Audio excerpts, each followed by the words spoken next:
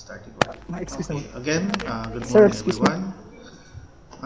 Today, this is our first meeting online. Every period, siguro mga 2 times lang tayo mag-meet para ma-minimize natin yung gastos nyo sa load. Ano po, kasi ang iba talaga naglo-load pa. So, and besides, ang pag-uusapan lang naman natin is yung mga concern sa subject. So, yun. And kung may mga concern doon sa activities, mamaya ibibigay ko yung way ko paano siya address. Kasi ang iba kasi sanay mag-PM, so mas maganda ilagay natin siya sa tamang lugar para yung iba, kung may kapareho silang concern, at least alam nila yung pwedeng maging solution, kasi doon pag-uusapan natin kung paano siya solusyonan. So i-discuss ko paano ba ang paggawa ng forum doon sa ating LMS para doon natin pag-usapan yung mga difficulties para ma-share natin sa kaklase niyo, and besides ang iba makapag-share din ng idea kung paano mag-contribute doon sa difficulties na yan. So ngayon, ito po yung natin agenda. Number 1, pag-usapan natin yung course description, kasi sa totoo lang, kung nabasa yung course description, siguro ang iba hindi masyado pang aware.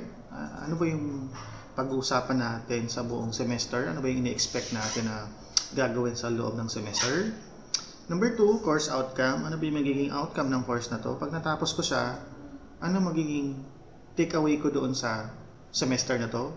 Mga topics na pag-uusapan natin. Okay. And ICT discipline of IS program, para ma-emphasize ko ulit, para malaman nyo rin kung ano yung identity nyo sa industry. Kasi baka masyado tayong na-overwhelm pag sinabing IT. So, para at least aware kayo. Number 5 is navigation. Pag-uusapan natin dito yung forum, yung pag-identify, tapos yung iba kasi hindi pa marunong mag-submit ng task. Nakalimutan ko ilagay yung online policy. Discuss ko later. Okay, so yun. Okay, so first, let us focus on description. So a course description provides discussion of the entire concept of the course. Ang tawag na natin sa subject ngayon ay course. Ang tawag na ngayon sa in-enroll nyo na course ay program. So ibig sabihin, kung kayo ay enrolled ng information system, ang tawag dyan ay program. ICT program siya. Nag-enroll kayo ng advanced web development, ang tawag dyan ay course. So this course is designed as a comprehensive subject that will teach students everything they need to know. Actually, during our first semester, I was confused during that time kasi nakapag-prepare talaga ako ng module for advanced web development. Unfortunately, I was informed na ang iba pala sa inyo hindi naman talaga dumaan sa web development nung senior high school kasi iba-iba yung track. So siguro may ilan lang sa inyo ang nakapag-enroll ng programming track kung saan kasama sa dinidiscuss sa senior high school yung HTML. So kaya nag-shift ako ng material from advanced web development to back to web design. So nangyari, nag-discuss ako from the very beginning HTML. Kaya ayun. So ngayon, ang pinag-uusapan natin ngayon is more on development of dynamic pages na siya. So paano ba gumawa ng isang page kung saan meron ng mga interaction galing sa user, merong databases. Kaya dito sa description mapapansin nyo, it contains creating a database, back-end with web application. So definitely, ang pinaka-scope nito is magkaroon kayo ng familiarity kung paano ba gumawa ng isang web application. It contains information on both PHP programming toolkit in the MySQL RDBMS. So yun, it provides software installation. Kaya nung nakaraan, last semester, ang first task nyo sa 1 week is mag-install. So since nakapag-install na kayo, no need na to perform the same activity today or this semester because meron na kayong XAMPP, saka meron na kayong text editor. So yun. So pag-usapan natin dito yung mga language syntax, structures, flow controls, kasi iba rin kasi yung syntax ng PHP. Hindi kasi siya kinocompile, ini-interpret lang siya. But it's a good thing na may background kayo sa programming, especially C or C++. Ano po? Kasi halos parehas lang sila ng syntax ni PHP. Ano po? Pero mas pina-improve lang kasi nga instead na gagawa ka ng program sa command or sa text editor, yung outcome mo makakita mo sa isang web page. Ano po? So yun. Next. Ano ba yung magiging outcomes natin dito? So, ang outcomes natin ito dapat write effective and efficient PHP code. Sa industry kasi ngayon, napaka-popular ng web development. In fact, sila yung may mataas na demand kasi nga, majority ngayon sa market is gumagamit ng mga web application to display products, to market their company. Mahirap kasi mag-market ngayon sa TV, advertisement kasi mahal yung advertisement. Sa radio, ganun din. Pag web kasi, ang scope is worldwide. So, if you have internet connectivity, magpunta ka lang sa isang web page or website, gaya ng Lazada, worldwide ang scope niya. So, that's how powerful web development is or website or web application is. And hindi siya kagaya ng pag-develop ng Windows application na pag merong client server at architecture, kailangan mo pang mag-set up ng hardware dito. All you have to do is to have a computer or upload it into the hosting company. Basta may internet, ma-access mo na siya kahit saang lugar. Parang Facebook lang. Ano po? So yun. Embed PHP script in HTML pages. So that's the reason why nag-start tayo sa HTML. Kasi ang PHP, hindi mo siya ma-appreciate kasi programming interpreter lang siya. Meaning, pag nag-code ka, walang design. So, and the very basic idea of web development is to use the browser, and the only language that is being understood by the browser is HTML and CSS and JavaScript. So, gagamit tayo ng PHP to put logic to that PHP pages, HTML pages, para magkaroon siya ng interactivity at matatawag natin siyang dynamic page, yung nagre-respond sa user. Ano po?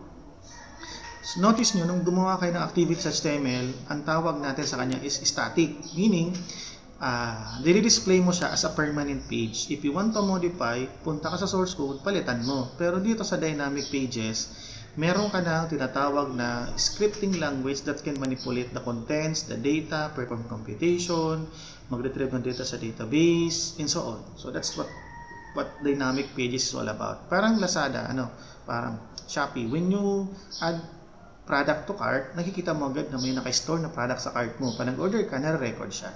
Ang static kasi, more on display lang siya. View lang ang makikita ng user. So, next is manipulate data from web page forms. So, build real-world dynamic website. Pero wag kayo masyadong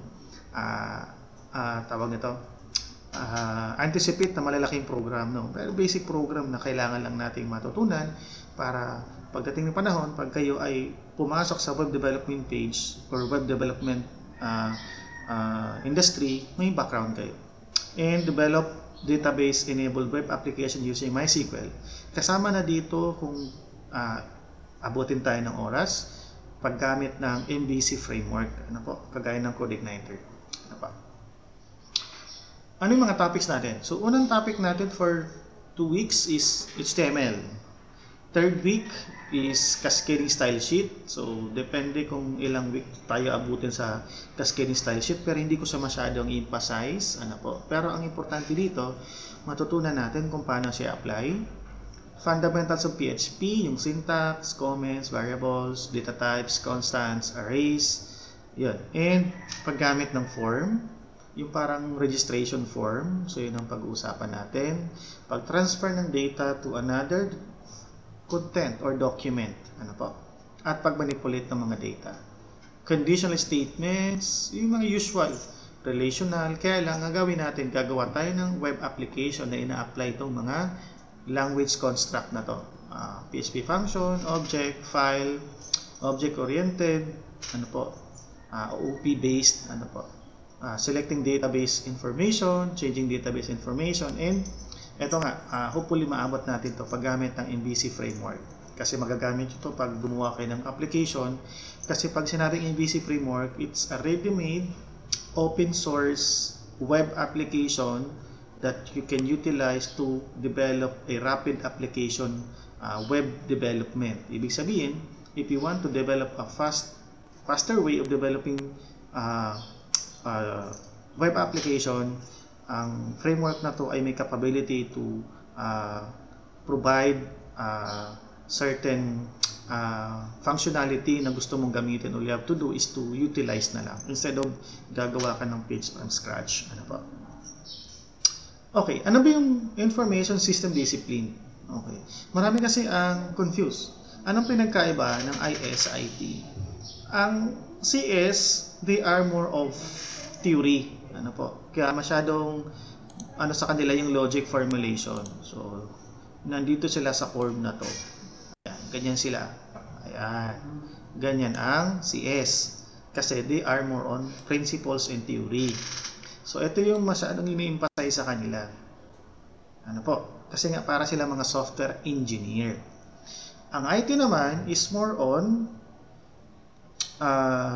issues, information system, application technologies, and infrastructure. Ayan. Ayan sila. So, anong pinagkaiba ng IS sa dalawang program? Ano po? Hanapin ko lang yung eraser ko. Okay. Tanggalin na natin to. Okay. Anong pinagkaiba ng IS sa dalawang program? Ang IS, ang concern niya is more on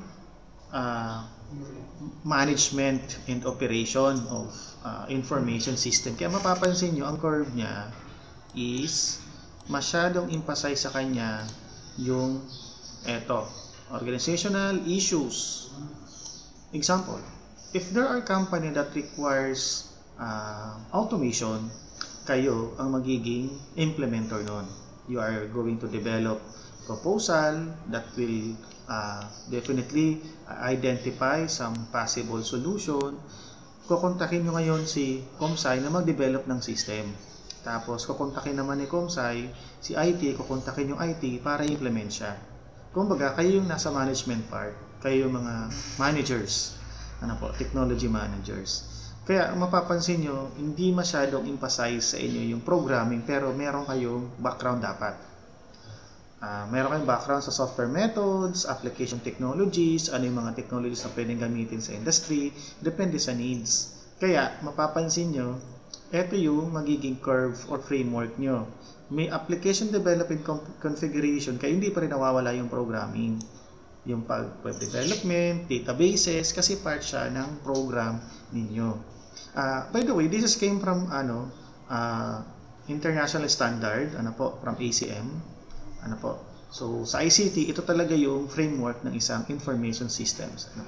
So more applied but more on software methodologies, application technologies, and organizational issues and information system. So yun. Kaya panaganap sila ng tinatawag na implementor ng IS or ng information system, kayo yun. Panaganap naman kayo ng developer, pupunta kayo ngayon sa IT or sa Comsci. So yun. Okay, gets na po? Gets na? Okay, so yun.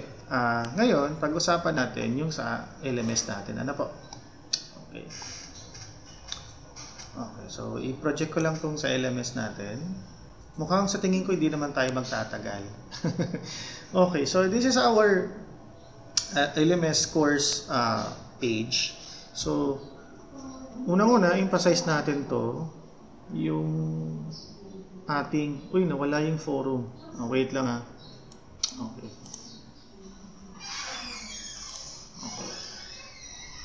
Wait lang. Hindi ko pala nalagyan ng forum. So, discuss ko muna kung paano ba ang paggamit ng forum. Para at least magkaroon kayo ng idea kung paano ba tayo mag-interact sa forum. Kasi mahirap kasi sa group chat. So, sa group chat kasi, masyadong natatabunan yung ating mga pinag-uusapan. Saka ang group chat kasi is more on, chatting. Ito kasi more on knowledge-based collaboration ng forum.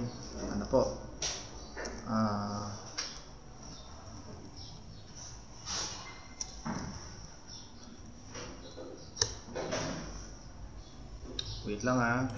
Hinahanap ko lang yung aking option.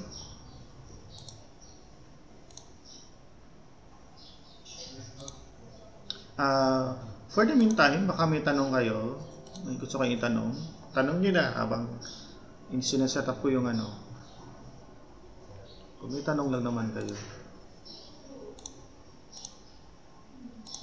Wala. Wala. Hello. Earl, may tanong ka, Earl?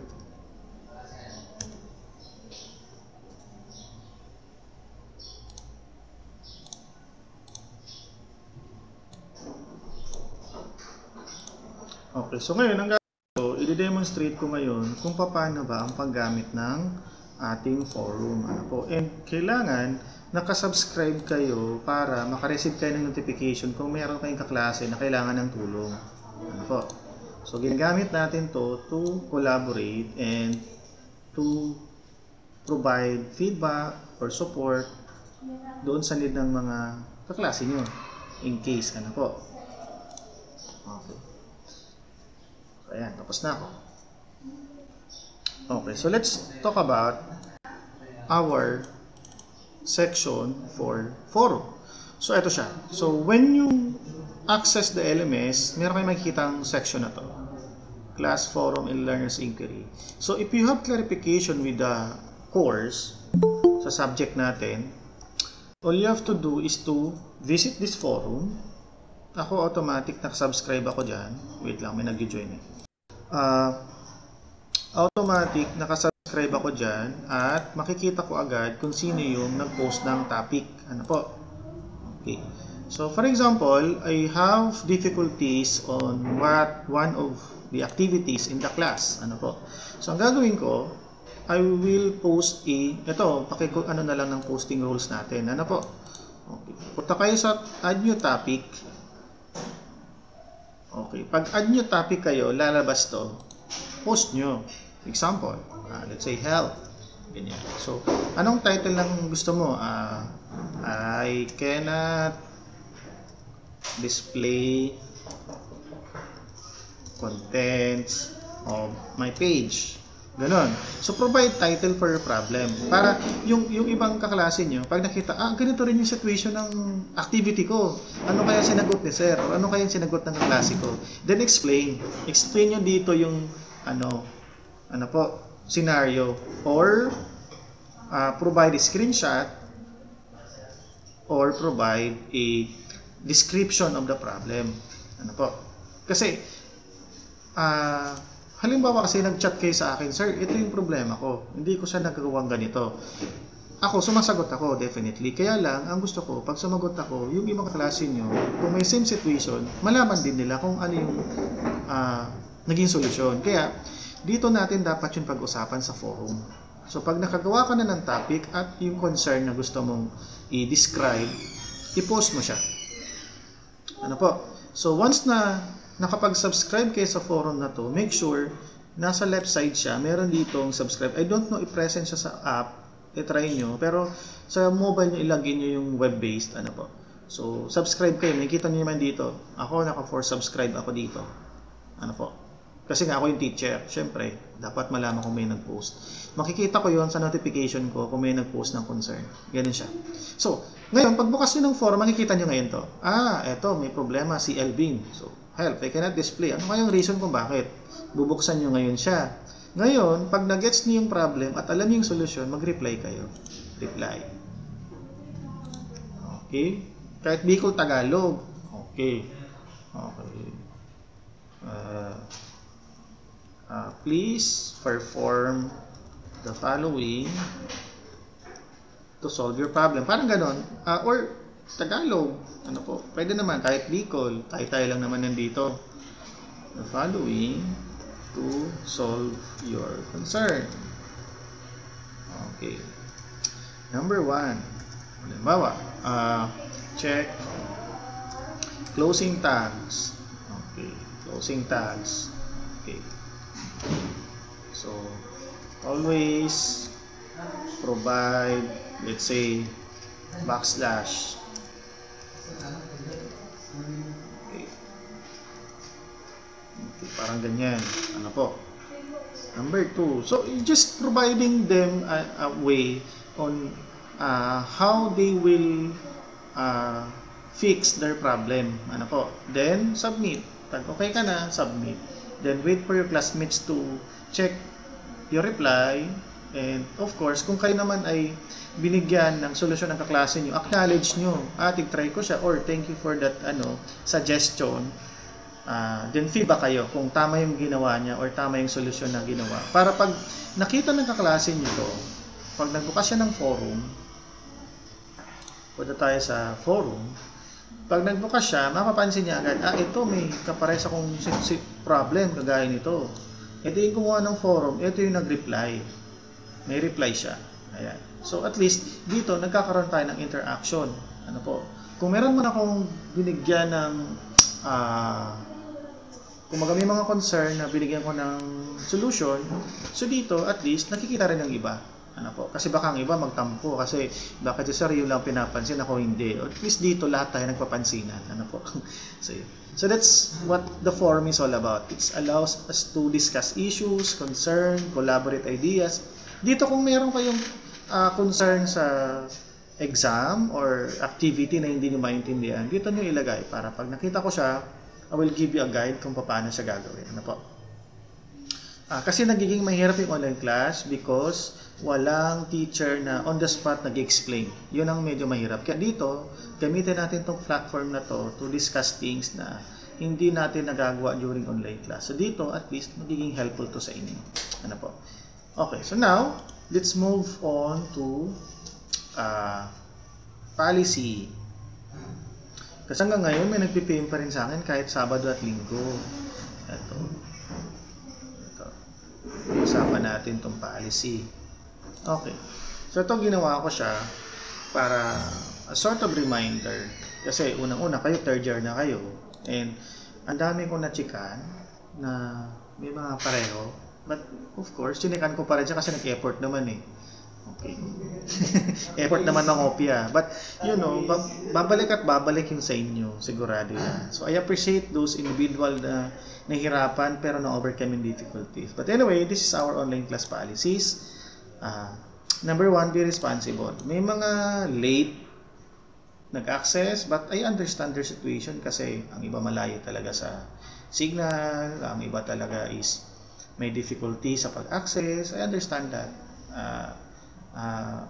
Marami naman tayong marami naman tayong nagiging problema, but syempre kailangan pa rin natin gawin to. We need to move forward kasi pandemic to, hindi naman to situation na mawawala bigla eh. So it's pag matagalan, but ang importante dito, ginagawa mo yung trabaho mo as a student. Ano po? Kasi pagdating ng panahon, magtatrabaho ka rin, di ba? So hindi tayo pwede dito na parating may rason, di ba? So what you need to do is to do your job and overcome the difficulties kasi that's part of the task na ginagawa. Number 2, don't just read or copy things from the lesson. Ang iba kasi, makita lang yung sample code, yun na yung gagawin at hindi na nagbabasa. You have to learn the concept kasi pagdating natin sa subject na to, medyo yung ginawa natin last sem, gagawin natin yun, babalik natin ngayon kasi gagawa tayo ng webpage. Ano po? So, magiging part yun ng requirement para mailagay mo yung code mo. So, that's important part or aspect na pag may lesson, you have to learn the lesson. And you have to be patient in learning them. Kasi, unang-una, although siguro ang iba hindi naman talaga ako sa magiging development, kaya lang, that's part of the journey of learning the course. That's part of journey of learning the program. Part kasi siya ng program nyo, hindi natin masasabi. Pagdating ng panahon, baka magamit mo to, di ba? Marami nga dito nag-inquire na magpapa-tutorial ng web development, tapos kayo available na sa course nyo, hindi nyo pa siniseryoso. So, that's the thing that I want you to understand. Ano po? So, you have to be patient and persistent kasi ang hirap. Totoo lang, ang pag-aaral ng IT is mahirap. Ano po? Ang pag-code, mahirap siya. But, patience will give you motivation para mag-move forward at matutunan yung subject. Hindi lahat, kumbaga hindi lahat para-pares mag-isip, I understand that. But if you take a look at the situation of your classmates that perform well, hindi naman kasi dahil kumbaga pinaghirapan niya din yun eh. Kumbaga may mga sitwasyon din siya, sariling reason kung bakit minsan nahihirapan siya, but they overcome it. Ikaw, kung ikaw ay nahihirapan, gawin mo din yung best mo. Submit your own work and don't allow others to copy yours. Eto, kung meron kayong task na ginawa, be proud of it and don't allow your classmates to copy your work. Kasi ang unang-una, tinotolerate mo yung habit niya eh. Ako naging, ko siya nung college ako. Kasi when I was in college, ang nangyayari kasi, ang mas natututo yung gumagawa ng task. Yung mga nangungopia, ang gusto na nila makasurvive. Magkaiba yung natuto sa nag-survive. Magkaiba yun. Magkaiba yung nag-graduate lang sa natuto. Diba? Kasi when you survive, na-survive mo siya. But at the end, parati ka pa rin matawag na survival. But when you learn, you can apply the things that you have learned to different part of the journey of your life, di ba? So, natuto ka mag-program na bago yung perspective mo sa buhay, pag-iisip mo, yung decision making mo na bago because of yung ginagawa kang problem solving. So, that's the point of learning the course. Hindi lang siya more on programming, hindi lang sa more on assignment. It's more of changing the way how you think, changing the way your perspective, di ba? Kaya maraming sinasabi natin na di-depress kasi kumbaga, iba yung pagtingin nila pagdating sa sa learning eh. They just want to survive. They don't want to learn. Magkaiba yun. Don't expect any replies during weekends. Kung pwede. Kasi unang-una, pwede kayo mag-chat but huwag kayo mag-expect na magre-reply. Kasi weekend yun eh. Kumbaga, may buhay ako pagka ganun eh. After 5, may buhay din ako na inaayos. May problema din ako inaayos, may ginagawa din ako sa buhay ko, gumagawa din ako ng module. So, siguro interaction natin every working hours, Monday to Friday. So, yun. Number 2, I know that learning online is difficult, but kahit ako, I always, push myself to do things. Ayoko ng excuses kasi unang-una, pag ginawa mo yung excuses na yun, eventually, hindi pa rin mawawala yung problema mo, hindi pa rin mawawala yung difficulties mo. But if you do that task and, being motivated to perform the task, doon ka lang mag-succeed. Kasi, kahit paunti-unti, nag-perform ka, nagkakaroon ka ng progress. So, tandaan lang natin, highest mountains requires tougher climbs. Kung ayaw mo na matuto, kung ayaw mo mag-improve, nasa sayo yun. But if you want to learn, kailangan mong pagsikapan. Next is, don't ask your teacher about the answer. Huwag kayong magtanong sa akin, sir, ano ba yung 1 plus 1? Huwag kayong mag-expect na sasagot ko 2. You have to seek for it. Hanapin mo yung solusyon. Hanapin nyo. Kasi unang-una, magtrabaho kayo, yun ang gagawin nyo pag may trabaho na kayo. Maghanap ng solusyon. Alangan naman pagbilin ka ng task ng boss nyo. Sasabihin nyo, sir, hindi ko to alam. Anong sagot dito? Anong gagawin ko? No. You have to do it by yourself. Kasi unang-una, in life, that's the first thing that we always do every day. Maghanap ng solusyon sa problema. And ang gagawin ko lang as part of my job as your teacher is to guide. Magbigay ng advice kung anong dapat gawin, magbigay ng advice or resources kung ano mga dapat yung gawin. Anyway, ang iba sa Indo, maaram na nung mag-internet ha. Pati nga sagot sa quiz na internet na. Number 2, be respectful. If your classmates needed your help, especially sa forum, you have to guide them. Allow them to become the better version of themselves rather than begging for your answer. You have to help them become better. Kasi unang-una, parang pag binigay mo kasi yung sagot, parang dinadawal mo siya eh. Kagaya na ginagawa ko sa inyo. Pag nagtanong kayo sa akin ng solusyon, ang ginagawa ko, ginaguide ko kayo para maging confident kayo sa sarili niyo, di ba? Next, be happy and enjoy your journey. You have to be happy. Don't forget to be happy. Enjoy the achievement. Enjoy the things that you have achieved by overcoming those difficulty. Be proud of your work and achievement. So I know that many times that there are difficult tasks, there are difficult situations. Kasama na yung nandiyan kayo sa bahay nyo kasi iba ang situation sa bahay compared sa school. Pag nasa school, ang concern mo lang, assignment, mag-aral, teacher. Sa bahay, ang dami. Family, mga tasks. But, if you achieve things, celebrate, and don't forget to uh, uh, tawag nito, happy about your achievements. Ano po? So yun. So yun yung mga policies natin. Ano po? So hopefully ma-remember niyo yung mga reminders ko. Ano po? Kung mahirap gumawa ng task ngayon, then do it later. Ano po? Seek for my advice para mabigyan ko kayo ng idea kung paano siya gagawin. So as of now, we have activities for week 3. So dito, ito nga binimension ko kanina. Nung week 2 pala, nakalimutan ko maglagay ng activities. Kaya, eto, ngayon nyo pa lang siya nakita. Ano po?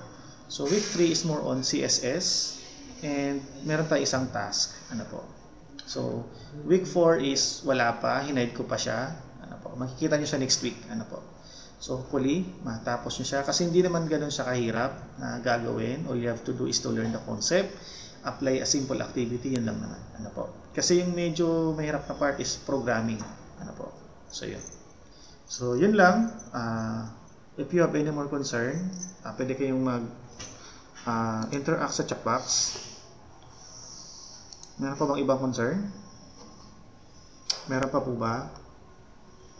Earl, may concern ka, Earl.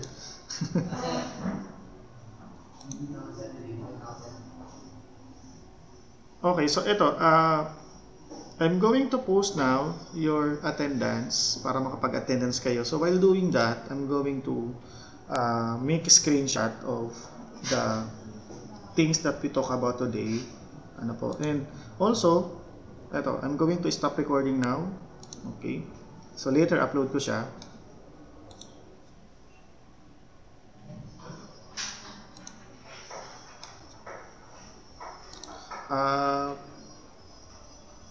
Mag-ano kayo sa attendance sheet.